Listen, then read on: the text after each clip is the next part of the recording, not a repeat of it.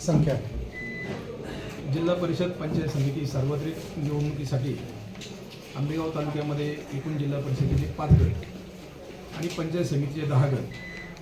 तर ह्या एकूणच 5 गट आणि 10 गणांसाठी छाननीनंतर 76 उमेदवार वैधरित्या नामनिर्देशित झालेले होते आणि माननीय राज्य निवडणूक आयोगाच्या निवडणुकीच्या कार्यक्रमाप्रमाणे आज दुपारी 3 वाजेपर्यंत वैधरित्या नामनिर्दिष्ट झालेल्या उमेदवारांना माघार घेण्यासाठी जी संधी या ठिकाणी उपलब्ध होती.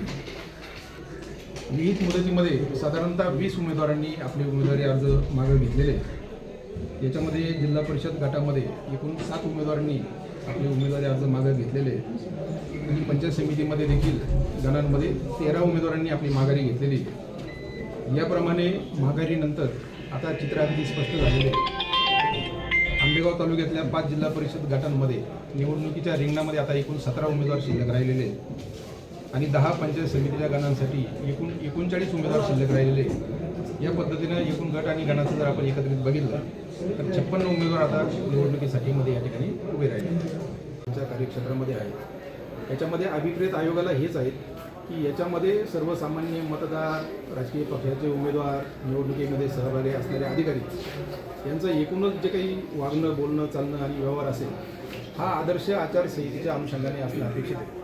आपण म्हणतात या पद्धतीनं असे काही AI जनरेटेड व्हिडिओज किंवा मॉर्फ करून कोणाची प्रतिमा हनन करण्याचे जर काही प्रकार होत असेल तर त्याची गंभीरपणाने दखल प्रशासन याच्यामध्ये निश्चितपणाने घेईल आणि पोलीस प्रशासनाच्या मार्फत अशा पद्धतीने गैरसमज किंवा गैरकृत्य करणाऱ्या व्यक्तींवर निश्चितपणाने निवडणूक कायद्याच्या अनुषंगाने कारवाई करावी.